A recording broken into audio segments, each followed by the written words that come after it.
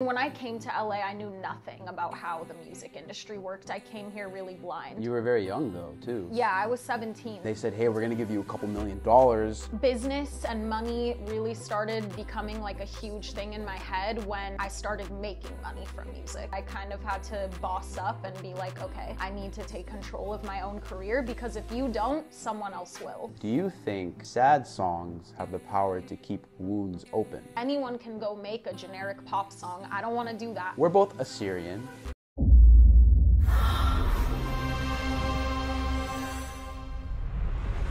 Today I have with me a musician who's an up-and-coming artist in the LA music industry. It's an absolute pleasure. Thank you for opening your house to me, Ellise. Hi, thank you for having me. You got it, anytime. And so I want to start off with how you came about to be in the position that you are today. You're an up-and-coming artist who's a singer, very talented. Before music was in the picture, how were you in high school? Who were you? Can you walk me through that? Yeah, of course. I mean, I've always been singing my entire life since I literally could talk. So I grew up already knowing that singing was my thing, and like that was what I wanted to do with my life. So come middle school and high school, I joined choir, I joined theater. I did every like vocal competition locally possible. I basically just like really immersed myself in the arts from a really young age, because that was always my passion. And then I really got into it around high school time. Like I went and auditioned for the X Factor. I ended up actually doing like the live audition in front of the judges, but then the show got canceled, which at the time I was so heartbroken, but now I'm so grateful. That show was a really big deal when we were kids. Oh yeah. It was basically like the next American Idol. Like everyone would tune into it. And by the way, I watched the interview. It was you and your family at the X Factor. Oh yeah. And you were 13 at the time, I think. I think I was 14. 14. Yeah, around there. And you were so well spoken right off the bat, and I was so impressed. I was watching and I was like, she is made for speaking to the camera. You didn't stutter one time. You were looking into the camera perfectly from the very beginning. I was like, she's made for the music industry, or like just talking to cameras in general. It's a hard skill to have. So I just wanted to mention that you said X Factor. Thank you. Yeah, I mean, dude, that day was crazy. Like I'm so glad that interview was like the only thing of that exists, because yeah, I just cringe at myself at that age. But that was a crazy day. Like that interview happened at like 4 a.m. after like hours of just crazy, just so many things. Like there was a point in time where I was a minor, so me and my dad both had to go take this like psychological evaluation that took like 2 hours. Like just so many things you'd never expect went into that.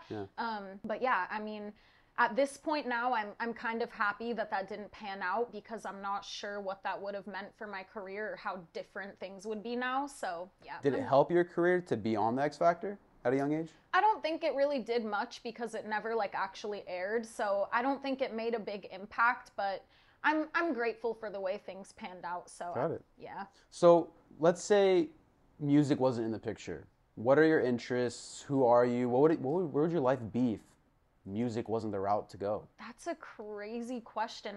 I honestly don't even know, because music has been the main thing of my life since I was so young, that I'm not sure what I would be doing. I mean, I've always also loved to read and write. So maybe if I wasn't doing music, I would be doing something in the field of like English, maybe an author or a journalist or something like that. But yeah, music has always kind of been the only thing I could see myself doing. Yeah, so was there someone who influenced you to pursue music like professionally? Was there an artist that you wanted to replicate after that really inspired you? Be like, okay, they made it to the big picture, I'm gonna try to do that myself? For sure, yeah. I think in middle school is really when I started getting my own music taste and like my own fashion taste and just what I liked about different artists. And I was really obsessed with like the alt pop scene at that time. So like Melanie Martinez, Lorde, Lana Del Rey, Arctic Monkeys, all those artists that sort of spawned during the like Tumblr era of like middle school days, they really inspired me. And that's like when I first heard Lorde, I was like, oh, that made me want to be a songwriter, because I had always been writing short stories and poems and things like that, but I had never really been writing original songs. And when I started listening to all those different artists, that's when I first ventured out into songwriting as well as singing. So, what's something about the music industry that you wish you knew going into it that you know now, where you would have been screaming at yourself, like, Ellise, just know this one thing in your life will be so much better? Do you have that? That's an amazing question because there are so many things.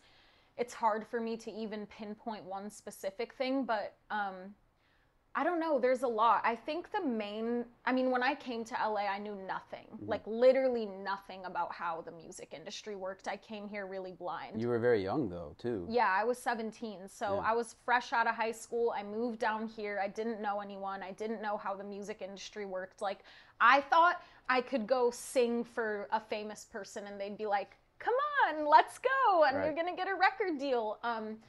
But I think the main thing that I've learned that I wish I knew when I was younger is I think a lot of people grow up looking at the music industry thinking the goal is to sign a record deal. The goal is to be a signed artist. And I've realized that's actually not the goal at all. And a lot of the time, these major record deals are actually super predatory towards artists and are not great.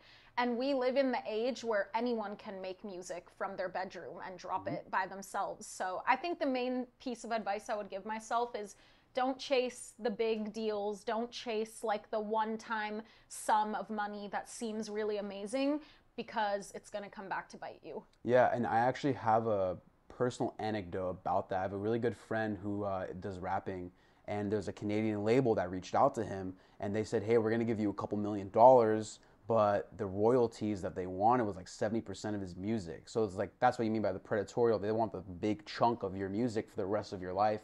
They get you these really hard contracts to get out of. So, and then he was like, "No, I'm going to be independent. I want full ownership of my music." I'm sure you've heard of Taylor Swift, what she's doing now, Yeah. where she's re-recording all of her songs because they only own that recording of the song. They don't own the song. Yep. So she wants full ownership now. So she's even trying to get out of that, and she's at the highest level. Yeah, you can't escape it. It doesn't get much bigger than Taylor Swift. And yeah, she's going through it too. Like, that's the thing. If a big label is offering you a huge sum of money that you're like, oh my God, I can't even conceptualize having this amount of money all at once, it's because they know that in a few years, you're going to make that back. And then you're not going to see money again for probably forever, Right. or at least a huge amount of time. And it ends up being like just really depressing to be making art and not having any ownership of it. So I asked this question with a lot of people who are making it at the highest level, such as yourself, who are in this music industry. It's not a traditional route. It's not a traditional 9 to 5. So a lot of people who see it, they're like, oh, they're making a lot of money doing it. And in the back of my mind, I always wonder, because I'm a very business-oriented person, I'm always thinking about, like, how does a person make a living doing the thing that they do? When did money start popping into your mind where you were like, okay, I can actually monetize off of my skills. This is something that I can do and live off of it? I think that thought first started popping into my mind around high school. That's kind of when I was like, okay, I'm at an age now where I kind of have to decide, like, am I going to go to college? Am I going to go to LA and do music? Because my whole thing, I never expected to come here out of high school and start doing this. I, like, wanted to go to NYU and do music school and, do that. But I kind of realized, like, if I'm going to do this as a career, I want to get started now. I don't want to, like, go spend 4 years in school and then come here and try to do it. I'm just going to go, like, straight up and just go do it. And at first I wasn't really thinking too much about money. I was thinking a lot more about just like, okay, I'm an artist now. What does that mean? What is my brand? What is my sound? Anyone can go make a generic pop song. I don't want to do that. I want to figure out what type of music I genuinely enjoy making and what style I enjoy, and just like all these questions you kind of have to ask yourself as an artist when you're starting out. But I think business and money really started becoming like a huge thing in my head when I started making money from music. Because then that's when you have labels and managers and all these different moving pieces hitting you up, being like, hey, we want to sign you, or hey, what are you doing about this, this, and this? Hey, you need representation. Like, so many new aspects that I had never experienced before started like coming into my world, and I kind of had to learn it and figure it out very quickly. But yeah, that was kind of when the whole business side of it started really being present. Is it overwhelming having all those voices and people being like, you know, hey, let me help you, let me help you, let me help you. You need me on your team, or how did you handle that? It's definitely been overwhelming in the past. I feel like now I've been doing this for enough time to where I have a really good grasp over it. And I'm also a lot more confident in myself now than I was as like a 17, 18, 19-year-old. But yeah, in the beginning, I was very much a people pleaser, didn't really know how to say no, was terrible at confrontation, just wanted everyone to be happy and peaceful and no one to be mad at me ever. So that ended up getting me in some really sticky situations. So very quickly, I kind of had to boss up and be like, okay, I need to take control of my own career, because if you don't, someone else will. Yeah. And you're probably not going to like it. Yeah, you may have heard the story about the artist. Her name's Jules, and she was making a lot of money, but she didn't really manage her funds. And then her mom was the manager of her funds, and then her mom was spending all of her money, and she didn't even know. So it's a whole mess. You have to be on top of your stuff, or it can go downhill really fast. For sure. Yeah. So what I want to know is that you're a person who's constantly using their voice. I have a good friend of mine who's a singer. He doesn't do it like legit, but you know, it's just something, a hobby of his. He goes to lessons, and he told me one time, he's like, Emmanuel, I can strain my voice. And I go, like yelling? And he goes, no, like singing. You can hurt your vocal cords. And I go, okay, well then that raises a question for singers who do this every single day. How do you make sure that you don't damage your vocal cords? How do you prepare? Do you take care of yourself? Do you have a routine? Can you walk me through that? Yeah, for sure. I mean, I think singing is kind of like working out. Like, if you don't do it all the time, you lose your skills. Like, the longer you don't do it for, the worse you get, and the more you do it, the better you get. Like, you have to keep your voice in shape pretty much. So when I'm going through a season where I'm singing every single day, recording a bunch of songs, performing, and like my voice needs to be in tip-top condition, I take care of it by drinking. This is the holy grail. Throat coat tea, literally the holy grail. I have like health anxiety, so anytime something important is happening in my life, I get sick. It's like clockwork. It's been like that my entire life. So throat coat tea literally makes your throat feel like you're not sick when you are. That's an amazing one. Gargling with warm salt water, also great for your voice. Did you learn that from your mom? I did, actually. It's a nice Middle Eastern remedy. Yep. Cleans everything out. Yeah. Honey, you know, just things that are good for your throat, and, you know, not smoking, not drinking alcohol, just trying to take care of your voice, especially when I'm like in those times where I'm really singing on a daily basis. Got it. And so, have you ever had a song in particular that was, so let me back up for a second, because you don't like to make happy songs. That's the word on the block, right? So I heard that your songs are more, I don't want to say dramatic, but it's like more to the soul. You know, it's coming from a place of pain a lot of times. So was there ever a time where a song was too difficult to perform? Did you ever write a song where you were like, this is too emotional for me, where I have to lock it up? I'm not going to reveal it to the world right now. Maybe one day in the future I'll come and touch it again, or no, not yet. You haven't really hit something that deep yet. I think my most vulnerable and emotional songs I never actually release. Those are the ones that I kind of just sit at the piano and write, and they're for me, and I'll probably never put them out because I don't need people knowing all that. But I do have one song that is pretty like close to my heart, and it's called Chaotic. I named my first album. It's the title track of my first album, and that song basically just captures a time in my life where I was the most low, the most depressed, the most just really in a time where I was super sad and going through a lot of really bad things, and that song is very descriptive and it really like tells everything. So that song is kind of hard for me to even listen to. I don't know if I would perform it because it kind of just makes me sad when I hear it. Right, I was gonna ask. So first of all, your fans probably are screaming at the camera right now, saying, "How can you say that you have these songs that we're never gonna hear?" One, two. Have you ever done a live concert? Yeah.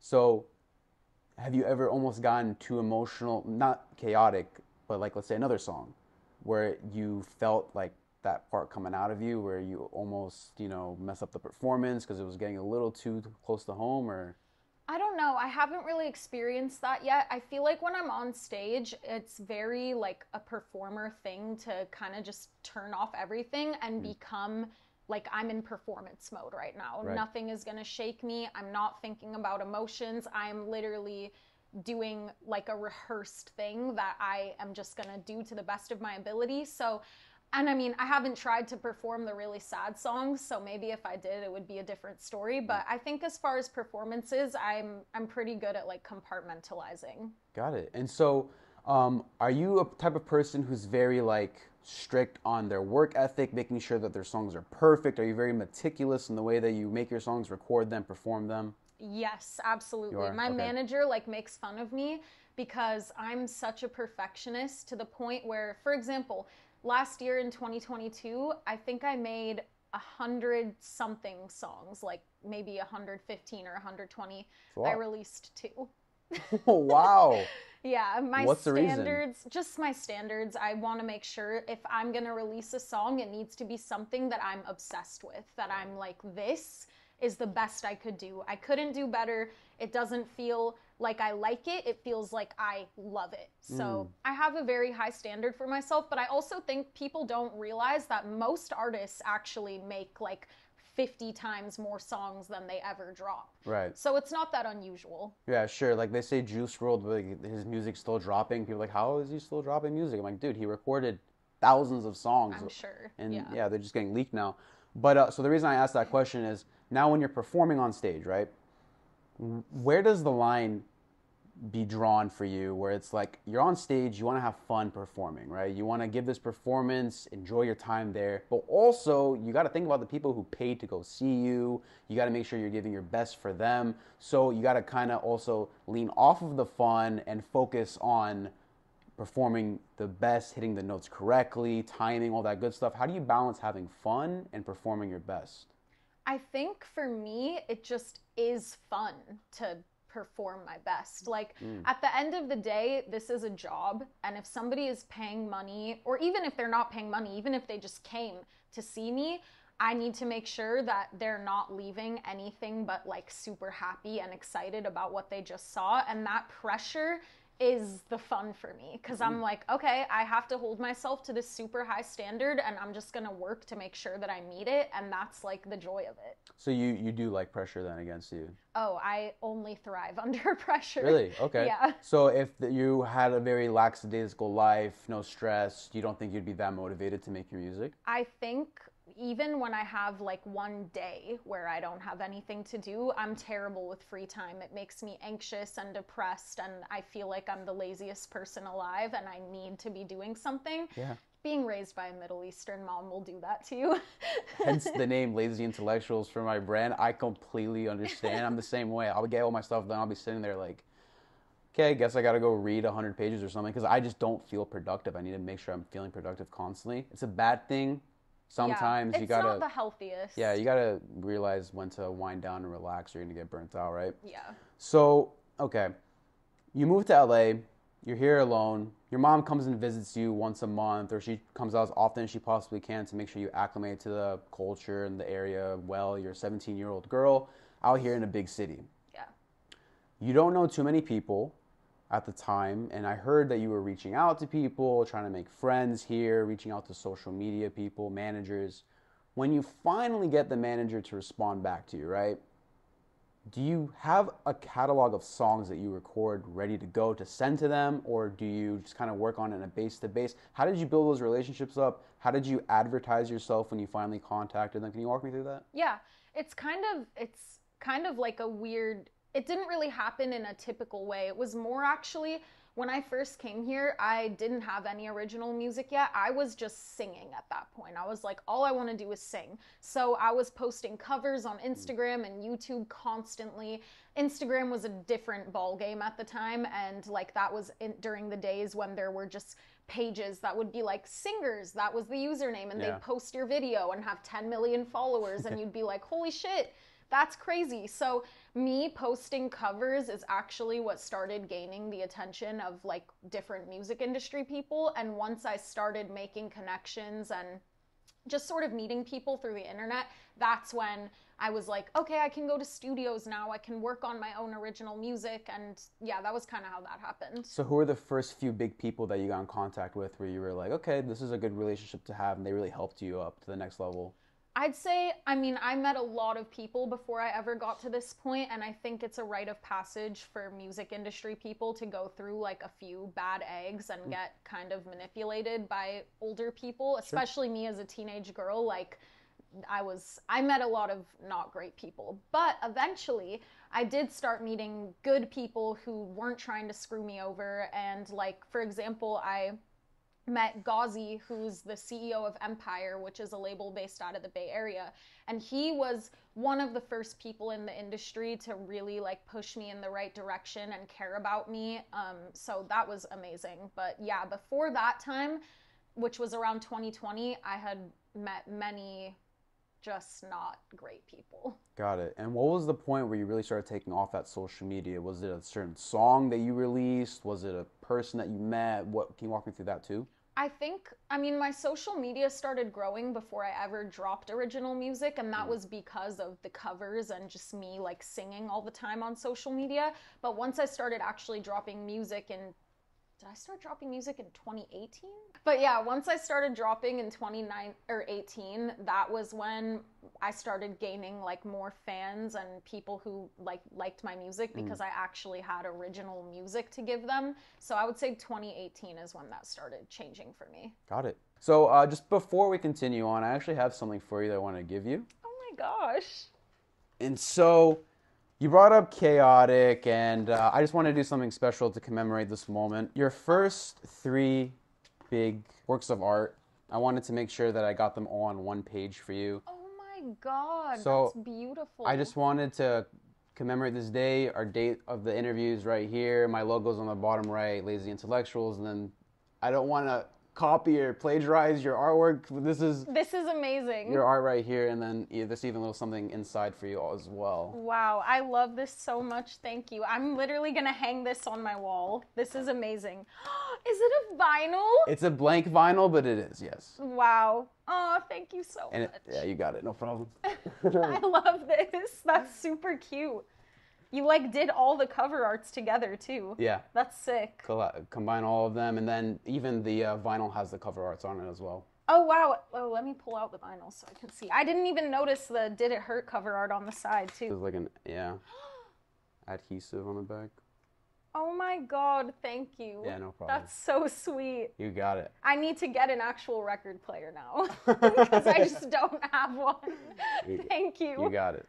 The Assyrian American Association of North Texas and the Assyrian Youth Group of North Texas is a proud sponsor of Lazy Intellectuals. Established in 2018, the AAANT and their youth group is a 501c3 organization, promotes the heritage of Assyrians and Dallas-Fort Worth Metroplex. AAANT and AYGNT proudly work to preserve a brighter future for all the Assyrians in North Texas. Feel free to show them some support by engaging with their social media by Facebook or their Instagram at AAA North Texas. You can also check them out on texasassyrians.org and send a tax-deductible charitable donation to support their cause. Join AAANT and AYGNT as they host the Assyrian legend Juliana Gendu on March 25th for Assyrian New Year's at the Minerva Banquet Hall. Discounted pre-sale tickets are on sale now until March 11th. Back to our scheduled program.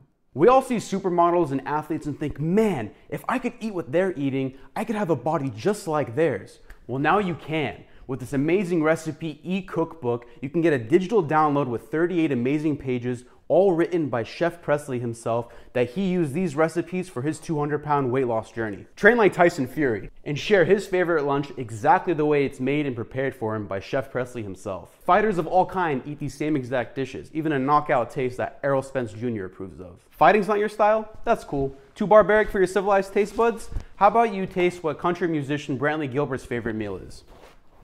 Yeehaw. Cook like Chef Presley and eat like a champion. Link down in the description to get your own purchase today. Like I said before, your singing has a lot of sad vibes to it. There's some deep, dark background to it that's inspiring for you. Is there a routine that you have to sing? Because I heard in past interviews you would say that you would just write from what you're feeling. If something bad is happening that day, you just write about it. You have a joke with your manager, like, oh, my life's going good. It's time to mess it up again so I can start making music good again. So, like, do you have a routine where you sit down, you force yourself to write for an hour, or no? Do you just kind of write from the heart anytime you're feeling it? It's kind of the latter, yeah. Like, I mean, that joke is very true. When my life is a mess, when I'm heartbroken or everything's going wrong or I'm in like a depression funk, that's sadly when I write the best music. So during those times, like it never stops. Like I'll be in the shower and have to like grab my phone because I thought of something. But there's also a whole sort of more like calculated business side to making these songs, obviously, which is like the sessions game. So every artist is in sessions constantly, and you'll go to a session every single day and you'll be with a producer and other writers. And when you're doing that on a daily basis for a long period of time, it can start to get a little monotonous because you're just like, well, nothing new has happened in my life. I don't have like new inspiration to write from. This was something that was scheduled in my calendar. So I'm here now and we have to make a song. Right. So when that becomes your reality, which it is for most artists, you kind of have to start getting creative and making things up. And I love to make things up. I'm dramatic and I love to think of crazy stories. So a lot of my writing is either fictional, things that I think are like interesting and cool, or it'll be from like past experiences, because one experience can spawn so many different songs. Sure. Because you can feel like a plethora of different emotions from one experience. Got it. So a lot of the time it's not like on a daily basis I'm like, okay everyone, this new thing happened and that's what we're gonna write about. It's more like, okay, at this time period this really crazy experience happened and I'm gonna like think of all the different ways that I can make that into different songs. Got it. And so you do that same thing with when you're writing poems or short stories too? Yeah. Got it. Okay, cool. So when you have an itch to write though, I mean, you kind of answered this, but I want to see if there's another angle you're going to take here, because you said that you kind of make stuff up sometimes based off of a previous inspiration, right? But if you have an itch to write and you're feeling like you need to write something, be productive, like how we talked about earlier, and nothing is bad is happening in your life, there's no like inspirations that you can draw from, do you force yourself to think negatively, sad thoughts? Because for me, sometimes like I'll put on like, hitting the gym, the right song does it for you. Mm-hmm. Do you do that with other people's songs where you're like, all right, let me get in the zone, let me make myself in this like, mindset? Absolutely, yeah. I think like whatever music I'm listening to at the time is a direct influence of what type of song I'm gonna make. Because the way I see it, it's like I'll have a song that I really love, but there's like one specific ingredient of that song that I'm just like, that's the thing that's inspiring me. It's usually not the full song in itself. And I love a ton of songs. Like, for example, Lana Del Rey is a great example because I've loved her music for years. There will be songs where I'm like, okay, I love the song in general, but that drum she used, that becomes the bounce off point to like a whole different idea that becomes a song that I make. Or like, for example, one of my most recent singles, Black Balloons, the inspiration for that was literally that I was watching a movie, a horror movie about a dude that was kidnapping kids and he had a big bouquet of black balloons. And I was like, Black Balloons is a sick ass title for a song. I gotta do something about that. And then it was the day before my birthday that I made the song. And like, do you ever just get like sad before your birthday? Such a weird thing. It's weird, but it's like a weird universal experience. Yeah, I think it's because we think we're getting older and dying. Yeah, I probably. Yeah, but I understand, yeah. So it was the day before my birthday and I was really like sad and just in like a kind of low like energy space. And I was like, okay, let's make a song. We're gonna call it Black Balloons because I really liked that in the movie. But then we're gonna make it about a birthday party because it's my birthday tomorrow. But then the song is gonna be about feeling insane and feeling like you're in this twisted birthday party, but in reality it's all just like voices in your head. So the inspiration for songs can come from the most random assortment of things. Like it's always just different, I So guess. it sounds like you're creating a story for a song, and then you go and you figure out the lyrics to that story to tell the story after you already figured out what the plot is, in a sense, right? Exactly, yeah. Okay, got it. I heard the best stories ever told, the ending is written first, and then they write the story backwards because that's where they can pull the plot twists. Do you I kind of love do that. something like that? I love that. I've Yeah, never heard that before, but that makes total sense to me yeah. because literally, like, if I showed you my phone, I have a note that's just all my song concept ideas, and I always start with a title and what the concept is going to be. And if you have the concept and the title, it's like the lyrics are just filling in the gaps. Yeah, and this question just came up to me right now. I gotta ask it because like it's been the craze of the internet. You obviously heard of ChatGPT, the AI stuff going Of on. course, Would you yeah. ever be tempted to use that to help you in your writing? I mean, I haven't even used ChatGPT yet, but like everyone around me is showing me, like my manager used it to write a crazy legal document. My boyfriend used it to write, like, I don't even know. He wrote some, it can do crazy things. Yeah. So I would actually be interested to like feed it some topics and be like, write me a song in this style and just see what it does, because that would be really cool. Yeah, cool. Yeah, because I started using it also, and it could be one of those things where it's like you get a little too hooked on it, where you're relying on it. Is this something that you might be like, I don't want to try it and then get used to it because then it's going to take my creative side away from it, or is it just something you just haven't gone around to? I just haven't done it yet, but Yeah. I've thought about it. Like I was like, can I have ChatGPT write my essay for It class? for sure can. It definitely can. But I'm like, damn, if I start, that's a dangerous road to Yeah, go down. because it's so easy. Yeah. So easy, right? I would be remiss not to mention this. We're both Assyrian. You're half Assyrian. A lot Yes. of people online refer you as Middle Eastern or Iraqi, so I just wanted to clarify that for all the fans out there. There's a little Thank bit of you. add that to her wiki. And so because of that, we kind of talked about it a little behind the camera, but I want the audience to know that you have a lot of diversity in your background. Your dad is half Greek, half Lebanese. Your mom is Assyrian. They have, Arabic, Assyrian vocabulary in the world. They can speak that language. Would you ever be inspired to do songs in different languages? Would you ever try that? Absolutely, Yeah. yeah. I would love to eventually sing in Arabic and Assyrian. And I was telling you earlier, I get mad at my mom because I'm like, you didn't teach me the language. Yeah. But when you're around it your whole life, like, I mean, if I learned lyrics in Arabic or Assyrian, I'm sure I could do it. And I've thought about that a lot because eventually I do want to collaborate with Assyrian artists and Middle Eastern artists and, go to the Middle East and do shows there and just kind of like expand my artistry into that world as well, because I think a lot of my fans don't even know I'm Middle Eastern, and if they know I'm Middle Eastern, they definitely don't know I'm Assyrian. Right. A lot of people don't even know what Assyrian is. Yeah. So I think it's important to like make that known and to like lean into that, because that is what I grew up with. Like that's my culture, and it's your culture too. Yeah. And I want to like include that into my story as an artist. Absolutely. I love it. And so, one more question for you, and we can wrap this up. Do you ever think that the type of music you write and sing, so the song, the saying where it's like all time heals wounds, right? And then some songs have the power to heal wounds. Do you think sad songs have the power to keep wounds open? That's a really good question. I think I think it depends on the person, but for me, actually, I think sad songs, making them and listening to them, actually helps me. And usually, when I make a song that's really sad, it's like I left it all in the song. I left it in the song, and now I can see it from a different perspective, and I'm not in it. I'm like, I did it, and I packaged it, and I put it away, and I can move on.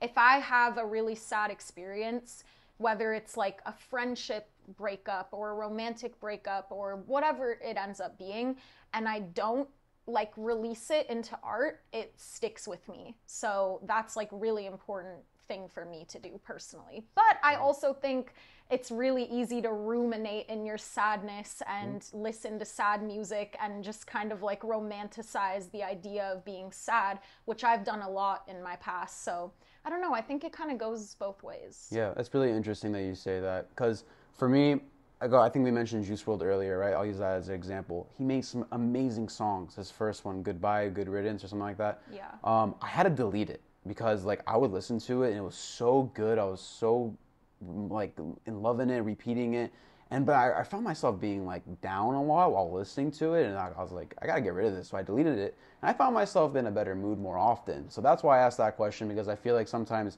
I guess with my personality at least, you got to remove some of that. I don't want to say negative, but like to my mind and my soul, it was negative, Yeah. and it made me feel better at the end of the day. But again, everyone's different. But that is so true. Music is insanely powerful, Mm. and if your brain associated a certain song with a certain emotion, like you're gonna feel that emotion every time you listen to that song. Yeah. I feel like that's the reason we make sad playlists in the first place, because Right. you have those songs that you're like, this is my crying song, Yeah. this is my screaming into a pillow song, Yeah. and you can listen to it years later, and it literally will bring you back to that feeling. So I totally get that. Yeah, I'm a coffee lover, and I in high school I had a album cover or a playlist called Depresso Espresso or something like that. So yeah, I just That's just a iconic. tidbit. Anyways, Ellise, thank you so much for making the time. Thank you so much for having Yeah, me. this was awesome. It was really fun.